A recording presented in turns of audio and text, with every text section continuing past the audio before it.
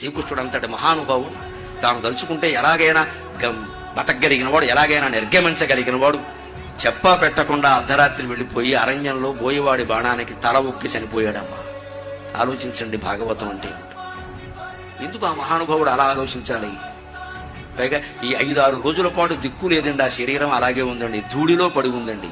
ఎందుకు భరించాడు? గాంధారి శాపాన్ని గౌరవించాడు మహానుభావుడు. భగవంతుడైన శ్రీకృష్ణుడు పతివ్రత శాపానికి తల ఒగ్గాడు. పాతివ్రత్యం అంత గొప్పది, పాతివ్రత్యం అంత గొప్పది, శీలం అంత గొప్పది. నమస్కారం నమస్కారం, శీలానికి ప్రాధాన్యం.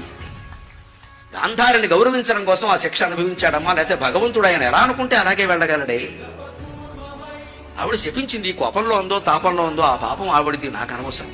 ఆ శాపం అమలు జరగాలి, లేకపోతే లోకంలో శీలవతులు గౌరవం ఉండదు. శీలవతులు, పతివ్రతలు, ఏకపత్ని వ్రతులు, ఏకపతి వ్రతులు ఉంటేనే లోకం బాగుంటుంది. ఆ శీలం లేకపోతే బతుకు దీనికి. కర్మ కాల్తే విడాకులైతే వేరే విషయం అండి. కావాలని శుభ్రంగా ఏడాది కాకుండా 2 ఆకులు కాకుండా అసలు చేసుకోవడమే విడాకుల కోసం అన్నట్టుగా చేసుకోవడం. ఉంటే ఉండొచ్చు, లేకపోతే కాఫీ కొట్లా. అదేమిటండి, చేసుకునేటప్పుడు పూర్తి సంకల్పం ఉండాలి కదా. బాగుంటే కలిసి ఉండొచ్చు, లేతే లేదా. ఇది బొమ్మ బరుసునా? బాగున్నా బాగుండకపోయినా ఎన్ని రోగాలున్నా అదే భర్త అదే భార్య ఉండవలసిందే. అలాగా